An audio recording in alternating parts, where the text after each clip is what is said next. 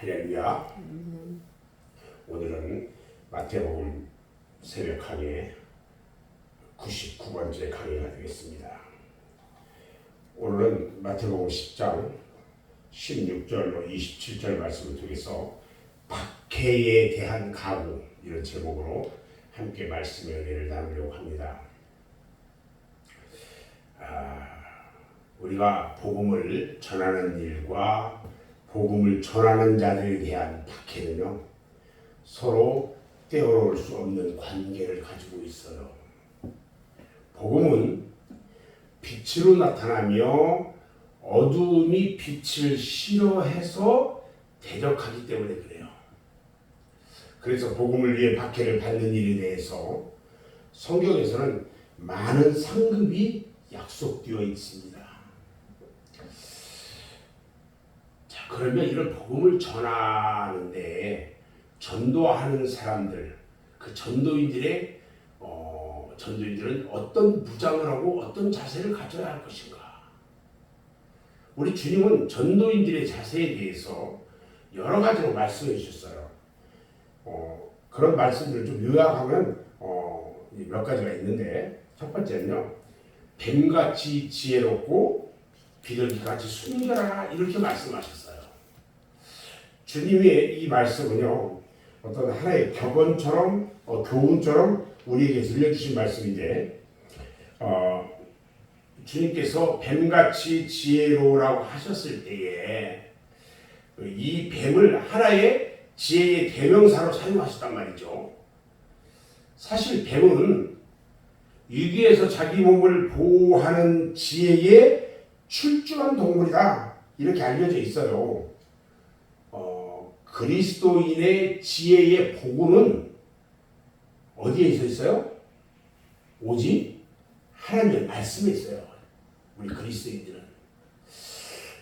그리스도인들은 지혜와 순결을 함께 갖추어야 돼요. 순결은 그리스도의 보배로운 피로 씻음 받은 정결한 마음을 가리켜요. 두 번째요, 어떤 무장과 자세를 가져야 되냐면 사람들을 삼가라, 이렇게 하셨어요. 사람들을 삼가하래요. 여기서 말씀하신 사람들이란 어떤 사람이냐는 거예요. 이 사람들은 일이라는 뜻을 가지고 있어요. 일이 때 나쁜 사람들을 삼가하라, 이 말이에요. 삼가라는 말은 경계하고 조심하라는 뜻이거든요.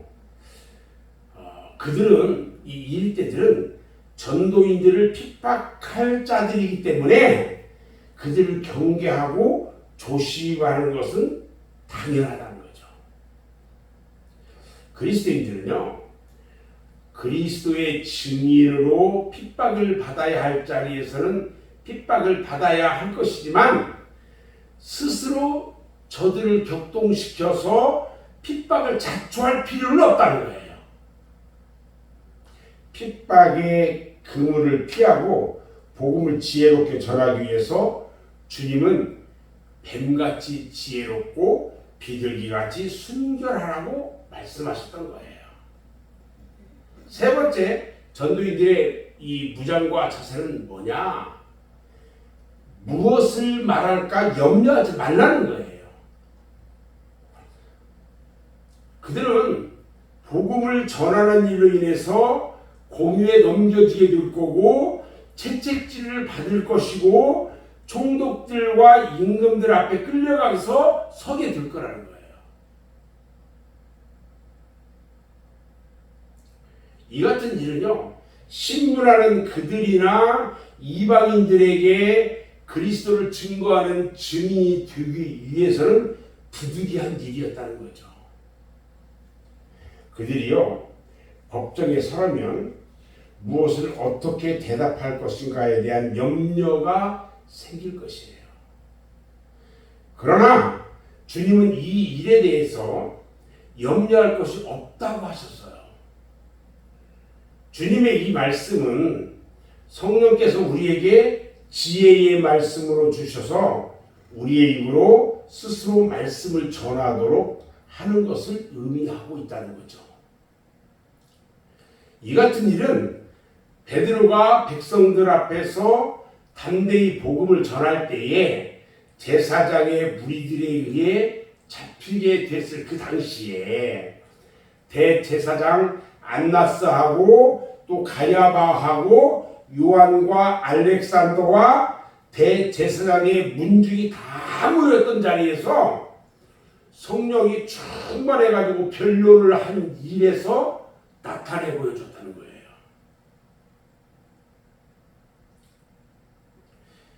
그때 베드로가 기탄 없이 말하는 놀라운 증거를 들은 그들이요. 사도행전 4장 13절 말씀을 보면 저희가 베드로와 요한이 기탄 없이 말함을 보고 그 본래 학문이 없는 범인으로 알았다가 이상히 여겼다고 했어요. 그러니까 저 고기나 잡던 무식한 자들이 어떻게 저렇게 말을 잘하느냐. 성령이 충만해가지고 복음을 전한다는 그 생각은 전혀 안 하는 거죠. 또 전도인들의 이 자세를 보면요. 나중까지 견디는 자는 구원을 얻으리라 그랬어요. 어떤 핍박이든지 그리스도인들은 그 핍박을 이겨야 된다는 거죠. 그런데 그 이기는 방법은 한 가지밖에 없다는 거예요. 나중까지 견디는 자는 구원을 얻으리라. 이렇게 말씀하셨어요. 나중까지 견딘다는 말은요. 핍박 가운데서 신앙의 정절을 지키고 끝까지 견딘다는 뜻이에요. 하나님께서 우리에게 은혜를 주신 목적에 대해서 그리스도를 위하여 너희에게 은혜를 주신 것은 다만 그를 믿을 뿐 아니라 또한 그를 위하여 고난도 받게 하심이라 그랬어요. 우리가 예수 그리스도를 믿음으로 인해서 우리에게 은혜를 선물로 주시는데 이것은 우리가 예수 그리스도를 믿은 그것뿐만 아니라 믿음 말고 다른 우리를 핍박 고난도 함께 받게 하면서 점점 그 고난을 이겨내고 감사하고 충성하고 하면서 그 너머에 주시는 축복도 그만큼 있다, 크다. 이 이야기를 함께 말씀하고 있다는 거예요. 그래서 우리가 고난을 받는 중에도 두려워하지 않아야 되는데 왜 그러냐? 그리스도인들이 고난 중에도 두려워하지 않는 이유가 세 가지를 들 수 있어요. 우리는 고난받아도 두려워하지 말라는 거죠. 왜? 첫 번째는요. 내 생명을 주관하시는 분은 하나님이라는 사실을 믿기 때문이라는 거죠. 참새 한 마리의 생명까지도 우리 하나님이 주관하셔요. 너희는 이것들보다 얼마나 더 귀하냐 그랬어요. 우리 주님이. 또 두려워하지 않을 이유 두 번째는요. 하나님은 나에게 그의 뜻을 반드시 이루시는 분이라는 것을 우리가 믿기 때문에 그렇다는 거죠. 우리는 베델에서요. 야곱에게 나타나셔서 야곱에게 하신 말씀이 바로 나에게 주시는 말씀인 줄을 우리는 믿는다는 거죠. 창세기 28장 15절 말씀을 보면 내가 너와 함께 있어 네가 어디를 가든지 너를 지키며 너를 이끌어 이 땅으로 돌아오게 하리라 그랬어요. 내가 너에게 허락한 것을 다 이루기까지 너를 떠나지 아니하리라. 할렐루야. 저는 항상 그런 생각을 해요. 이렇게 가만히 이렇게 있다 보면 참 약해요. 내가 어디까지 주님을 위해서 일하다가 주님 나라에 갈 것인가? 어디까지 해야 될 것인가? 이런 생각들을 하게 돼요. 그런데 우리 주님이 나와 함께 하시고 나와 동행하시고 나의 그 모든 일들을 위해서 주님께서 일하신다는 것을 알아요. 그러다 보니까 그 일에 대해서 걱정하잖아요. 날마다 주님이 주시는 그 은혜 가운데 내가 하는 이 주님의 말씀을 전하는 일, 또 이 어려운 사람들을 위해서 구제하는 이 사역, 이런 것들이 주님이 주시는 은혜 가운데 이루어지고 있는 것을 생각할 때 너무나도 감사한 거죠. 하나님은요, 우리를 정말 기쁘게 여기셔요. 우리가 그래서 담당하지 못할 시험, 이런 것들은 우리한테 허락하지 않아요. 담당할 수 있을 만큼 우리에게 허락하시겠다고 말씀하고 계셔요. 감당할 시험을 허락하는 이유는요, 그 시험이 우리의 유익을 위한 사실이라는 것을 밝혀주고 있어요. 저는 이제 오늘 말씀을 마무리하는데요, 우리는 비단 그리스도를 위한 그 고난을 문자 그대로 복음을 전하는 일에만 결부시킬 필요는 없다.